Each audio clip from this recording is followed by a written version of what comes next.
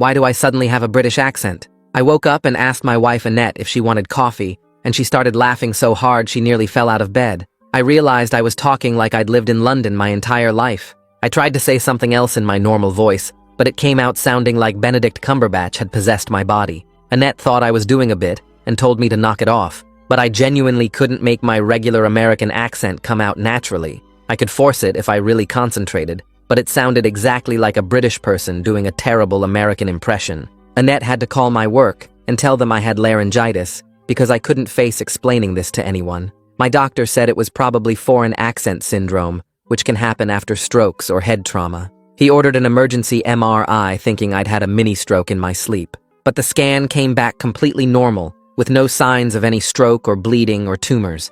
Annette started getting frustrated when I had to call into work for the third day claiming I was sick. The neurologist suggested it might be psychogenic and sent me to a psychiatrist who specialized in conversion disorders. When the anti-anxiety medication didn't work after 6 weeks, Annette accused me of not taking it properly because she thought I was enjoying the attention. My friend Greg thought maybe I'd been hypnotized at the comedy show we'd gone to the week before. We called the venue, but they said the hypnotist never did anything with accents. Annette moved into the guest room saying she couldn't sleep next to someone who was committed to a lie. The speech pathologist wondered if I'd had childhood exposure to British English that was somehow resurfacing. My mom confirmed I'd never had a British nanny or teacher, and we'd never lived abroad. She dug out old home videos from when I was 3, and I had a perfect Midwest American accent. Mom stopped inviting me to family dinners because she said my fake accent upset everyone. A coworker suggested carbon monoxide poisoning since that can cause neurological symptoms. We had the fire department check our house, but the levels were completely normal. The inspector said he'd never heard of carbon monoxide causing accent changes anyway. My biggest client threatened to pull their $2 million contract because they'd specifically requested American representatives. I tried speech therapy, but the therapist said something strange was happening. I wasn't just speaking with a British accent, but using British grammar patterns and vocabulary I shouldn't even know. I was saying whilst instead of while and spelling color with a U without thinking. When she couldn't help me, Annette said it proved I was doing it on purpose. Then I remembered I'd had dental work done right before this started and thought maybe the anesthetic had caused nerve damage. The dentist said he'd only used standard local anesthetic that couldn't possibly affect speech patterns.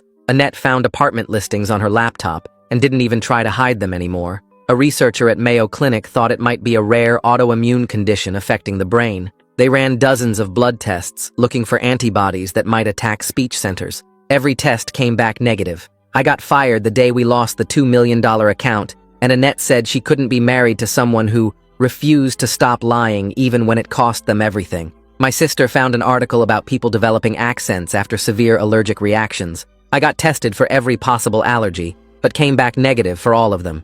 The allergist said, food allergies don't work that way anyway. Annette filed for separation, saying she needed to be with someone she could trust. We tried everything from acupuncture to checking for Lyme disease to brain parasites. One doctor even suggested multiple personality disorder with a British alter ego, but the psychological evaluation ruled that out. Every theory fell apart, and I'd lost my job and my wife, and still sounded like I'd grown up in Southeast London. The speech pathologist who'd been studying my case called 6 months later, saying she'd found something in old medical journals from the 1960s. She'd discovered 3 other cases exactly like mine with American patients who suddenly developed British accents with no medical cause. She'd tracked down one of the doctors. We drove 3 hours to meet him, and he was 92 years old, but his mind was sharp. When I spoke, he grabbed my wrist and stared at me like he was seeing a ghost. He asked me to say, schedule, and when I pronounced it the British way, he started shaking his head, muttering, not another one. The speech pathologist asked him what he meant,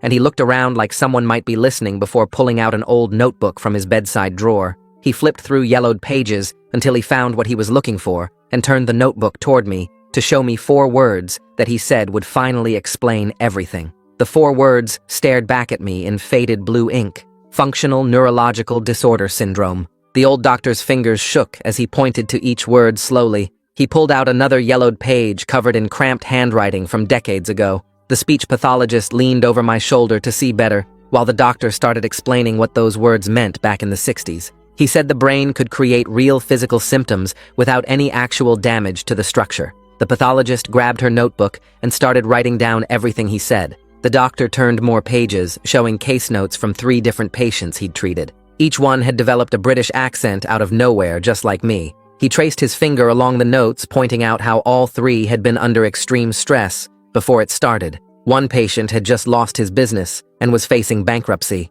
Another had gone through a messy divorce while dealing with her mother's death. The third had been working 80-hour weeks trying to save his failing marriage. The doctor said their brains had somehow grabbed onto British English as a way to escape the pressure. The speech pathologist asked him to explain the pattern he'd mentioned earlier.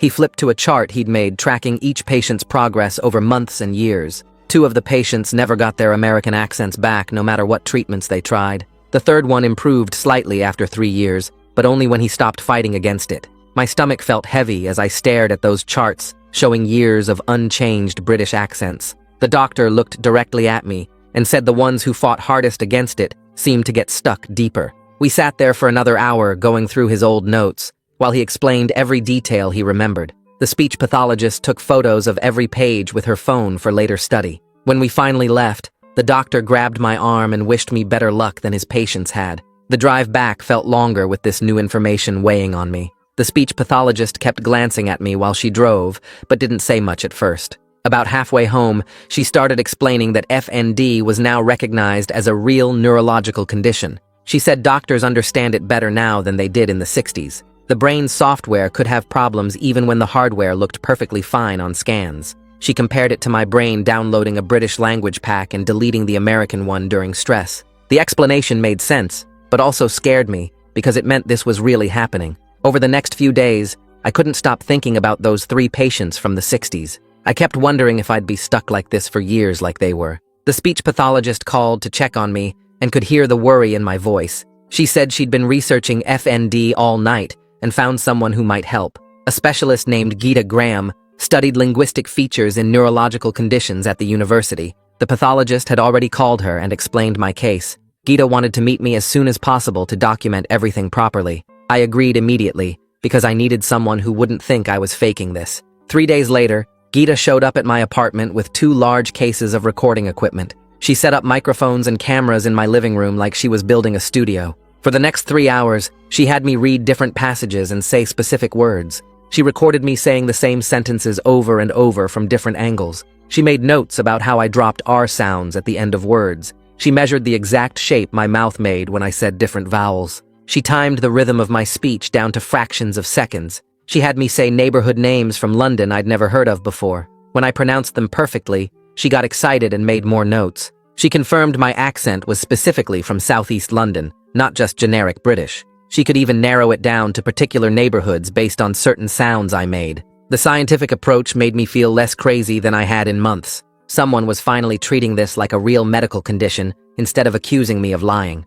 After all the recording, Geeta sat down to explain what she'd found. She said my brain wasn't just mimicking British sounds, but had somehow absorbed entire language patterns. The grammar structures and vocabulary choices matched native Southeast London speakers perfectly. She asked if I'd had any exposure to British English before this started. We spent the next 2 days going through my entire life looking for connections. I remembered listening to BBC podcasts during my commute for the past 5 years. I'd also watched British shows on streaming services when I couldn't sleep. Geeta got excited and said my brain had been storing all that data without me realizing it. When the extreme stress hit, my brain activated all that stored British English at once. She explained it like my mind had a backup language system that took over when the main one crashed. The theory made more sense than anything else doctors had suggested so far. Geeta said she knew someone who could help me work with this instead of against it. She gave me the number for Francine Lyle, who specialized in treating FND cases. Francine used special techniques that combined speech exercises with trauma processing.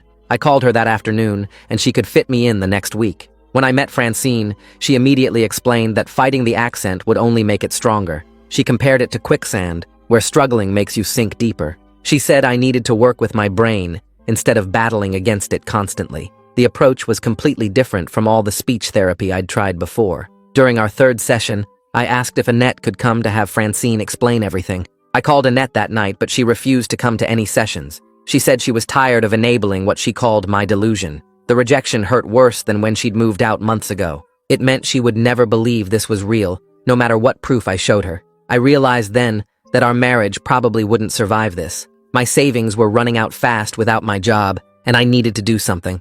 I found Ross McCarty's name online as an employment attorney who handled discrimination cases. When I met him, I brought all my medical documentation from the past months. He read through everything carefully and said we might have a case for wrongful termination. FND was recognized as a real disability under federal law. My company should have provided accommodation instead of firing me for something medical. Ross started gathering all the documentation we'd need to file a formal complaint. The bills kept piling up while Ross worked on the case, and I realized I couldn't afford our mortgage payments anymore without my salary. I started packing boxes while Annette came by to collect her things, neither of us saying much as we divided 12 years of shared possessions. The real estate agent put up the for sale sign, and I watched from the window as neighbors slowed down to stare at it. 3 weeks later, I signed a lease on a one-bedroom apartment 40 minutes away, where nobody knew about my accent situation. The movers took most of the furniture since Annette wanted the dining set and bedroom suite we'd picked out together. I sat on the floor of the empty house hearing my British voice echo off the walls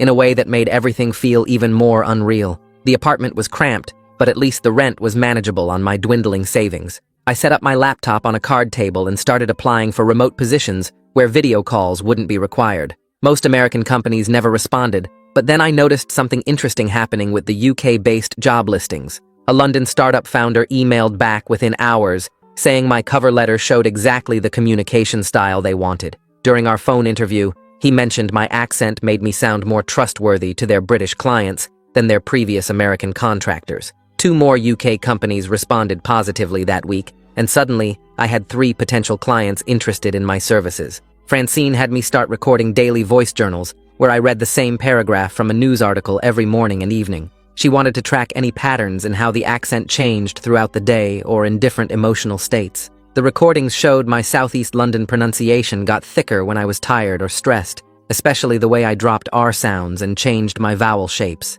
We identified that phone calls made it worse, but reading familiar childhood books sometimes brought back hints of American sounds. Mom called demanding I come to Sunday dinner, and when I explained I was still working with specialists, she said I needed to stop indulging myself and just talk normal. I told her she could either accept this was a real medical condition, or we could take a break from family events until she educated herself about FND. She started crying and put Dad on the phone, who said I was being dramatic and hurting my mother for no reason. I hung up and sent them links to medical journals about functional neurological disorder, but they never acknowledged receiving them. Gita had me doing intensive pronunciation drills, where I tried to consciously add American R sounds back into specific words. I managed to say car with a slight R sound if I concentrated incredibly hard and positioned my tongue exactly right. The effort left me exhausted, and I could only maintain it for maybe 3 or 4 words before my brain defaulted back to the British patterns. She recorded everything and warned me not to get too excited since recovery in FND cases was unpredictable,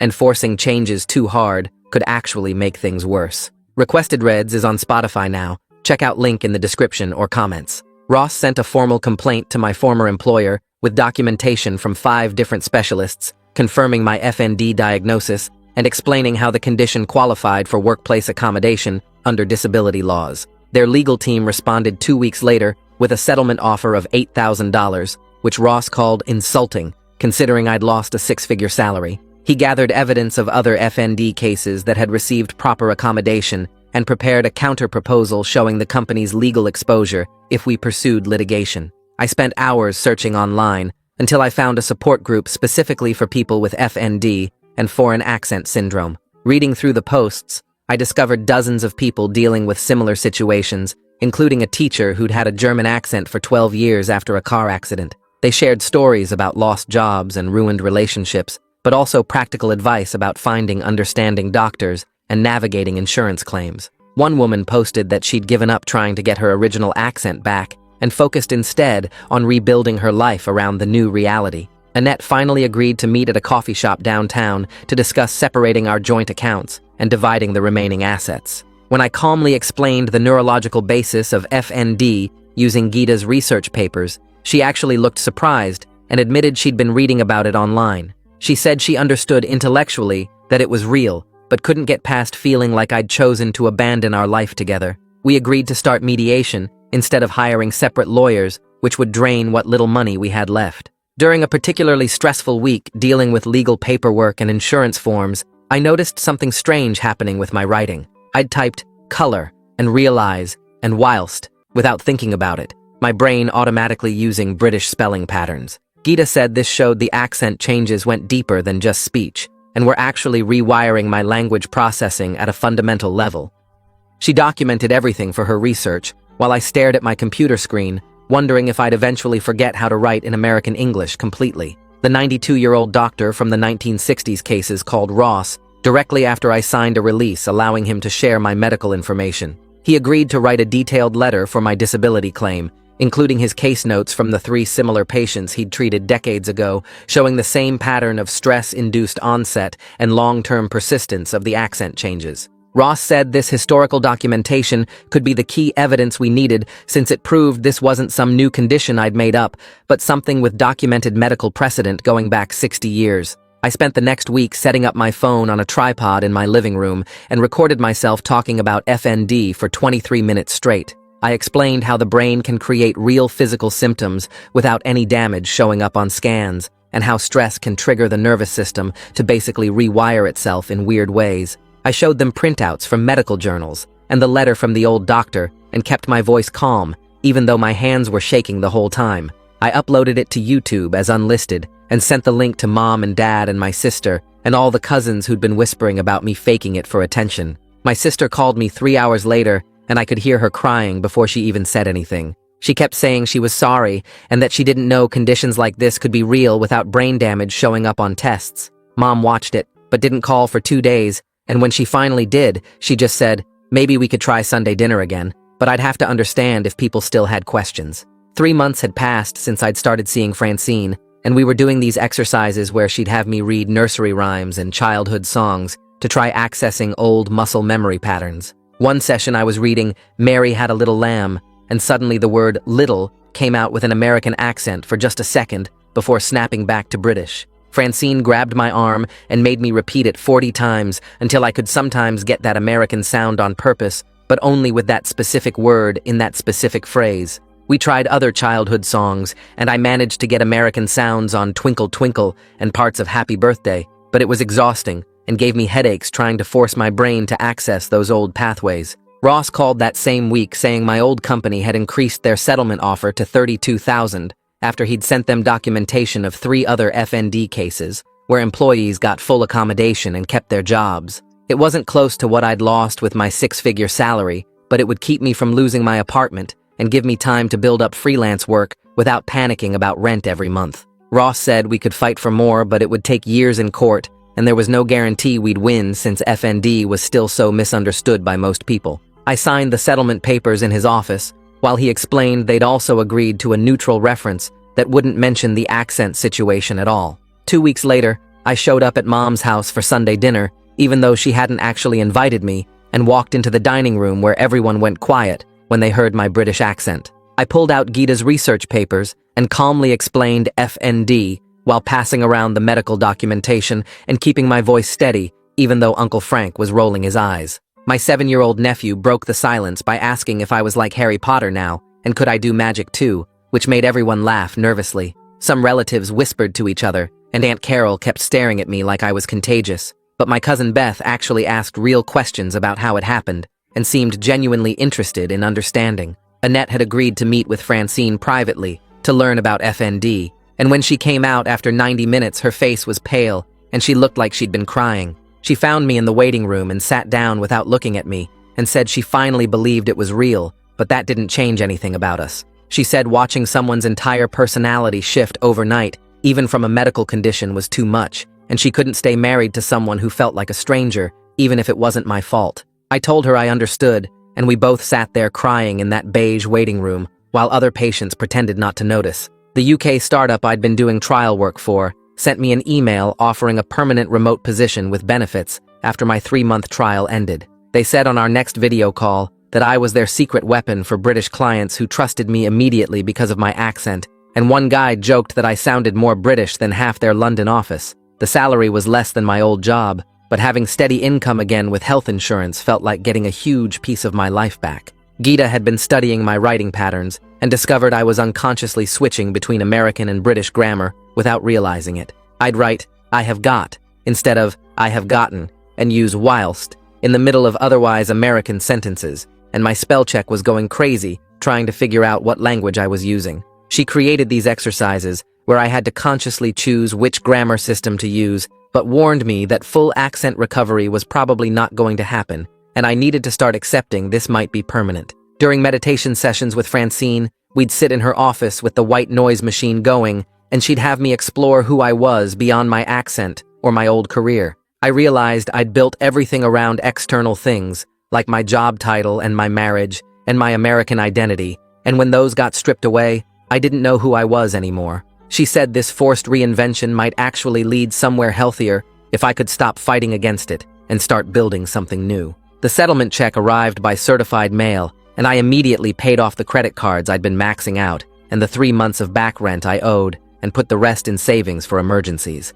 Ross had managed to get the neutral reference agreement in writing, so future employers would just hear I'd left for medical reasons without any details about the accent dispute that had caused everything. 6 months had passed since the diagnosis, and I'd stopped desperately trying every possible cure or treatment to fix my accent. Francine said this acceptance was actually the first step toward any improvement, because the constant pressure to get better was creating more stress, which was making the FND worse in this vicious cycle I couldn't break out of. Mom called me 3 weeks later while I was making breakfast in my tiny kitchen. She said she'd been watching documentaries about FND and reading medical journals online. She told me she finally understood it was a real condition and apologized for not believing me. She asked if I'd come to Sunday dinner, but said we needed to set some ground rules first. I told her I'd come if nobody made comments about my accent being fake or asked me to try talking normal. She agreed and said she'd already warned everyone to treat me with respect or leave. That Sunday felt weird, sitting at the familiar dining table with my British accent filling the room.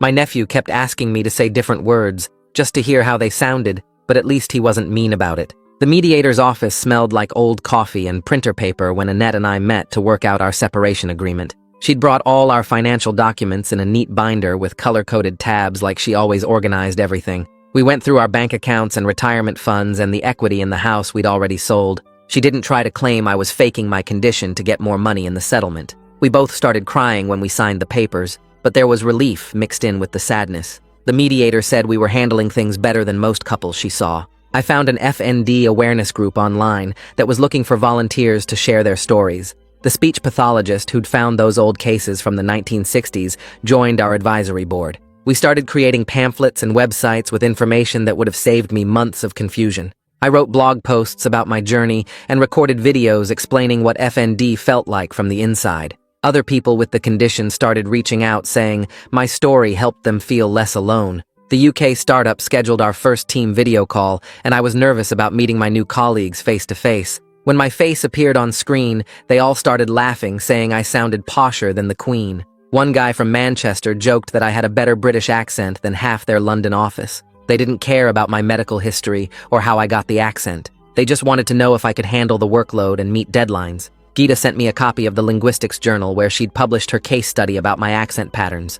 She'd kept me anonymous but included all the data about my grammar switching and vocabulary changes. She said my case was helping researchers understand how the brain processes different language systems. Reading about myself in clinical terms felt strange, but at least something useful came from all this mess. The moving truck barely fit down the narrow street to my new apartment building. It was smaller than my last place, but in a better neighborhood where I could walk to the grocery store and coffee shops. The British accent didn't sound so weird, echoing off these walls, that had never heard my American voice. I hung pictures and arranged furniture, trying to make this tiny space feel like home. Dad called while I was unpacking boxes in my new kitchen. He cleared his throat a bunch of times before finally apologizing for taking Mom's side. He said he'd thought I was having some kind of breakdown, but could see now that I was stable and working. He asked if we could start over slowly, maybe with coffee once a month. I said yes, but warned him my accent wasn't going away. During my session with Francine, she pointed out something I hadn't noticed myself. I'd stopped apologizing for my accent every time I talked to someone new. She said the shame was lifting even if the accent stayed the same. She called it integration instead of recovery, which meant accepting this as part of who I was now. My sister texted asking if I wanted to meet her friend who had chronic fatigue syndrome. She thought we might have stuff in common since we both had invisible illnesses people didn't believe. We met at a quiet coffee shop and immediately bonded over doctors not taking us seriously. She told me about years of being called lazy or depressed when she was actually sick. We exchanged numbers and started texting about the weird things people said to us. Having someone who understood medical gaslighting without needing explanations felt amazing. The divorce papers came by certified mail 6 months after we'd signed the separation agreement. The waiting period was over, and our marriage was officially done. Annette had included a handwritten note on her personal stationery. She said she was sorry for not believing me sooner and hoped I'd find happiness. She wrote that she'd been seeing a therapist who helped her understand why she'd reacted with so much anger. I wrote back wishing her well and meaning it. The accent that had destroyed my old life was slowly becoming just another part of my new one. A year after everything started, I sat in the neurologist's office while he typed chronic FND with linguistic features into my medical record. He printed out the diagnosis and handed it to me like it was some kind of prize. The insurance company actually accepted it and started covering Francine's therapy sessions, which saved me hundreds of dollars a month. My UK company called the next week, saying they wanted to promote me to team lead because British clients trusted my accent more than actual British employees. The American team members said I was easier to understand than our Manchester office, which made no sense, but I wasn't complaining about the raise. Christmas rolled around and Mom invited me to dinner for the first time in months. Nobody said anything about my accent except my nephew, who handed me his Harry Potter book and asked me to read it in my cool voice. Dad passed the potatoes without making eye contact, but at least he was in the same room. The FND support group met every Tuesday at the community center, and that's where I met Sarah, who used a wheelchair during her paralysis episodes. We started getting coffee after meetings, and she never asked why I sounded British, and I never asked about her legs giving out randomly. She understood what it meant when people stared at you for something you couldn't control. Francine cut our sessions down to once a month since I was handling things better and stopped trying to force my old accent back. She said I'd integrated the British voice into my identity instead of fighting it, which counted as success in FND treatment. Gita called one afternoon saying her research paper about my case won some big linguistics award and asked if I'd come to the ceremony. I sat in a hotel ballroom listening to her explain my grammar patterns to 200 linguists who took notes like I was some rare bird. Sarah and I found a 2-bedroom apartment with wide doorways for her wheelchair and good internet for our remote jobs. We called ourselves the neurologically interesting couple and laughed about it while cooking dinner together. The old doctor's daughter called 8 months later saying her father had passed away, but she'd found his notebooks in the attic. She mailed me 3 leather journals filled with notes about those 1960s patients who'd developed British accents just like mine. Reading their stories felt like finding family I never knew existed, even though they were strangers from 60 years ago. I set up my phone to record myself reading the same paragraph I'd been practicing for 2 years. When I played it back, I could hear tiny American sounds creeping into certain words, but mostly, it was still Southeast London.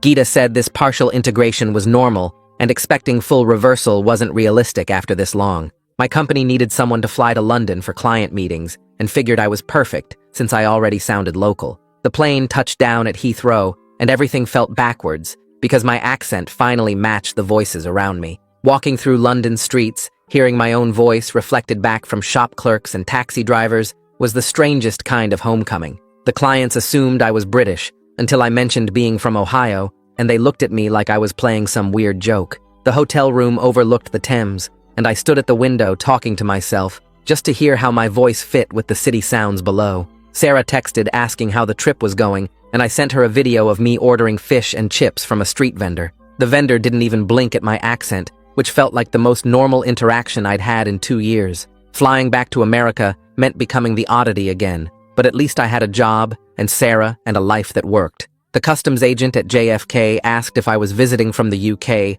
and I just said yes, because explaining took too much energy. Sarah picked me up at the airport in her adapted car, and we drove home to our apartment with the wide doorways. She decorated while I was gone, hanging pictures of us at various FND events and support group picnics. The British accent that had cost me my marriage and first job had somehow led to this better life I couldn't have imagined. Gita sent me the published journal with my case study, and seeing my story in academic language felt like proof I wasn't crazy. The neurologist's official diagnosis let me get disability accommodations at work, even though my employer didn't really need them. Mom called more often now, and only occasionally slipped up and asked if I was better yet before catching herself. Dad had started introducing me to his friends as his son, who has that medical thing with accents, which was progress from calling me a liar. Sarah's paralysis episodes happened less when she wasn't stressed, and my accent stayed consistent when I wasn't fighting it. We took care of each other in ways that people with normal nervous systems couldn't understand.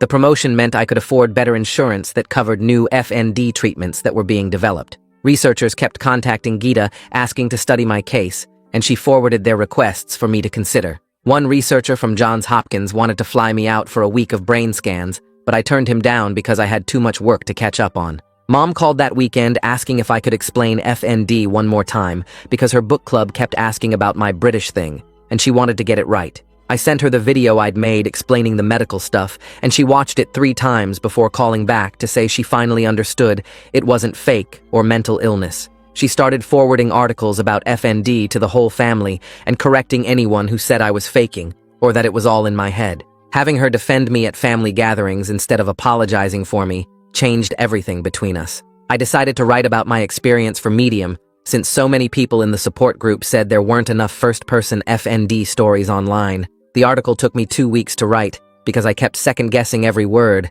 but Geeta helped me edit it down to just the facts. Within 3 days, it had 20,000 views, and my inbox filled with messages from people saying they'd been struggling with similar symptoms for years without knowing FND existed. One woman in Canada said my article gave her the courage to push for proper testing after 5 doctors dismissed her German accent as attention-seeking. Another guy from Texas said he showed it to his wife, who finally stopped accusing him of faking his sudden Scottish accent. The comments section turned into its own support group, with people sharing resources and doctor recommendations. During a big presentation to our London clients, I caught myself halfway through realizing I hadn't worried about my accent once that morning. The words just flowed out in my Southeast London voice while I clicked through slides about quarterly projections. My co-workers didn't even mention it anymore, and new hires assumed I'd transferred from the UK office. The constant mental energy I'd spent fighting my own voice for 2 years had finally stopped draining me. Sarah and I had been together 18 months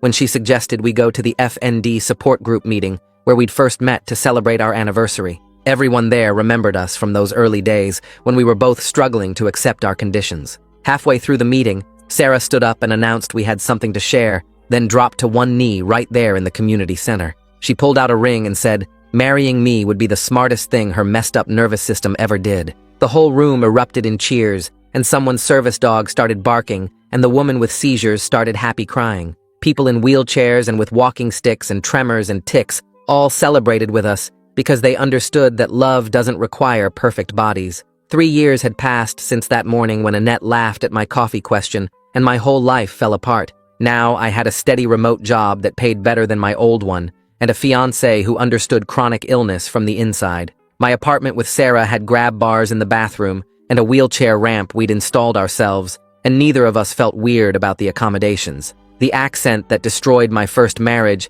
had led me to this better life I couldn't have imagined. The speech pathologist who'd driven me to meet that old doctor called to check in every few months, and we'd become actual friends. She said my case had changed how she approached FND research, and she'd published 3 papers using my data. We met for tea whenever she was in town, and she always laughed when I ordered Earl Grey because of course I did now. She brought her new research assistant once who stared at me like I was some kind of medical celebrity, which felt weird, but also validating. Our wedding happened at the same community center where we'd met because Sarah wanted our FND family there. I stood at the makeshift altar in my rented suit, listening to my own voice echo off the walls as I promised to love Sarah through flare-ups and remissions. My parents sat in the front row, finally accepting this was my life now, and Dad even smiled when I pronounced schedule the British way during my vows. Sarah's sister officiated from her wheelchair and managed not to cry until the rings part. My work friends mixed with support group members, and everyone danced badly to terrible music,